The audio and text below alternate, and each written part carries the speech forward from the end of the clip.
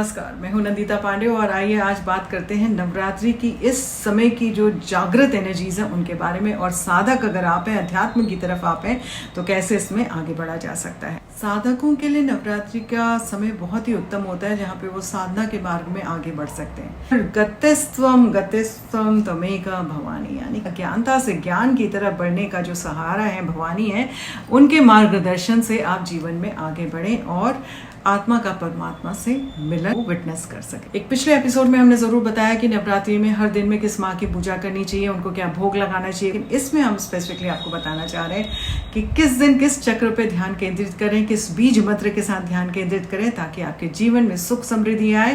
तो आपको ये सारी चीजें हम इस एपिसोड में बताएंगे कि नवरात्रि के पहले दिन किस चक्र पे ध्यान देना है, अंतिम दिन किस चक्र पे ध्यान देना है, कैसे पूजा अर्चना करनी चाहिए। आप लाइक कमेंट शेयर अवश्य करिए, हमको प्रोत्साहन मिलता है इससे। और साथ ही साथ बेल आइकन को क्लिक करना ना भूलें, क्योंकि आपको नोटिफिकेशन आएंगे जब भी हम कोई नया वीडियो डालेंगे।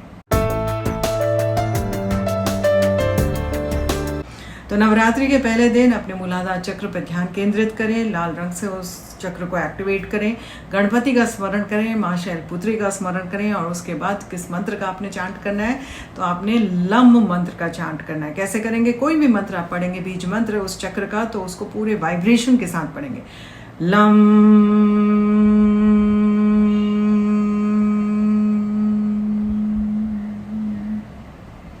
तो आप ऐसे मंत्र पढ़ करके आप उसको 108 बार पढ़ें, 5 मिनट पढ़ें, 10 मिनट पढ़ें, तो आप देखेंगे वहाँ स्पंदन होना शुरू हो जाएगा, क्योंकि नवरात्रि का समय बहुत ही जागृत समय होता है। नवरात्रि के दूसरे दिन माता ब्रह्मचारिणी का स्मरण करें और अपने स्वादिष्टान चक्र पर आप ध्यान दें। स्वादिष्टान चक्र पर जब आप ध्यान देंगे तो वहाँ पे भी आपने नारंगी रंग से उस स्वादिष्टान चक्र को बिल्कुल एक नारंगी फूल की तरह खिलते हुए देखना है। और मंत्र का जप होगा वम वम।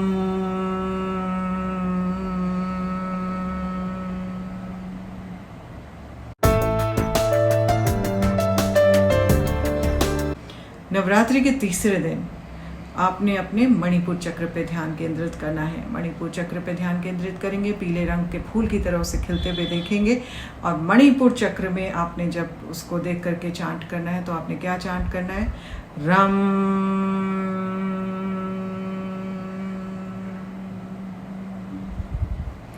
आप ऐसे चांट करें और ये जितना आप कर सकते हैं उतना आप करें, उतना अच्छा रहेगा। फिर नवरात्रि के चौथे दिन है, आपने अपने अनाहत चक्र की तरफ ध्यान देना है। हरे रंग के फूल की तरह खिलता हुआ आपका अनाहत चक्र, या गुलाबी रंग के फूल की तरह खिलता हुआ आपका अनाहत चक्र, आपने क्या साउंड करना है? यम यम। इस साउंड के साथ आपने आवाहन करना है देवी का और वहां पे ध्यान केंद्रित करना है। नवरात्रि के 5वें दिन के विशुद्धि चक्र पे आप ध्यान करेंगे। बिल्कुल एक हल्के नीले रंग की तरह, फिरोजी रंग की तरह आपका थ्रोट चक्र, यहाँ पे ध्यान केंद्रित करेंगे और क्या साउंड करेंगे?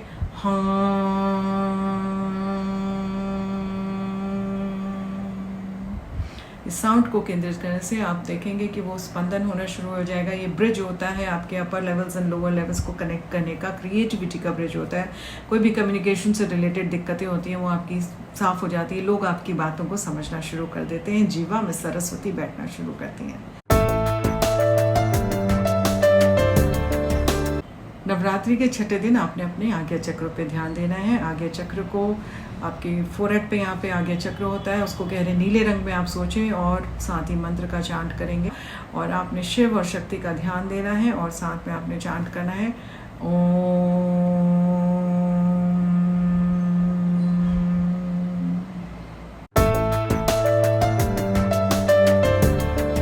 नवरात्रि के 7वें दिन आपने अपने सहस्त्रार चक्र से, आपका सहस्त्रार चक्र इधर पे स्थित होता है, और अपने सहस्त्रार चक्र में एक मल्टी रेनबो कलर की तरह आप एक फ्लावर को, कमल को खिलते हुए देखें। और आपने फिर चांट करना है ओम का। यहाँ से आगे चक्र से ऊपर आप जो भी चांट करेंगे वो ओमकार का चांट करेंगे। तो ओम बिल्कुल नीचे मूलाधार से लेते हुए ऊपर जाएंगे और सहस्त्रार चक्र उसके बियॉन्ड जाएंगे। नवरात्रि के 8वें दिन महागौरी वाले दिन आपने अपने सोम चक्र पे ध्यान देना है। सोम चक्र आपका पीनियल ग्लैंड को एक्टिवेट करता है और उस तरफ आप ध्यान करके ब्रह्म रंध्र की तरफ आगे बढ़ते जाते हैं तो आपके यहाँ पे जीवन में सुख समृद्धि आती है।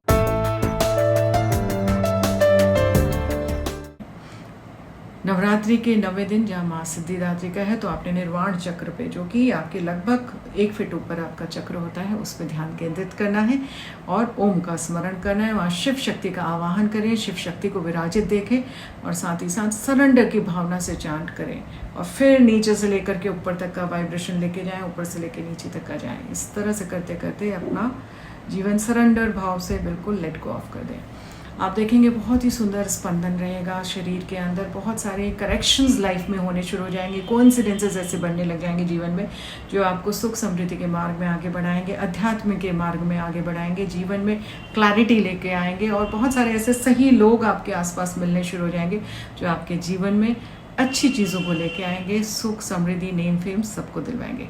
माता रानी की कृपा से जीवन आपका अच्छा फलेगा, अच्छे एरियाज आएंगे, अच्छा सुख मिलेगा और शिव और शक्ति का स्मरण करके जब आप किसी भी प्रकार की कोई भी परेशानियां होती हैं उनका स्मरण करके तब उस परेशानियों का हल निकालेंगे तो उसका हल भी निकलता जाएगा। कोई विशेष आपको जानकारी चाहिए तो ये लिखे नंबर्स पे हमें कांटेक्ट कर सकते हैं, हम आपको यहाँ पे बताने की कोशिश करेंगे, समझाने की कोशिश करेंगे और जीवन आपका सुखमय रहे, माता रानी की कृपा आपके ऊपर रहे, आपके घर में सुख समृद्धि का वास हो, यही हमारी प्रार्थना है और कामना है। तो ये तो थे नवरात्रि के कई स्वरूप। आपको बताएं कि कैसे किस चक्र पे आप ध्यान केंद्रित कर सकते हैं, कैसे अपनी ऊर्जा को बढ़ा सकते हैं और अज्ञानता से ज्ञान के मार्ग में आगे बढ़ सकते हैं। अगर आपको हमारे वीडियो पसंद आते हैं तो ज़रूर लाइक शेयर एंड कमेंट करें। जीवन में सुख समृद्धि आपके आए और बहुत कुछ आपके जीवन में आपको प्राप्त हो। अभी के लिए दीजिए इजाज़त। नमस्कार, आत्मा नमस्ते।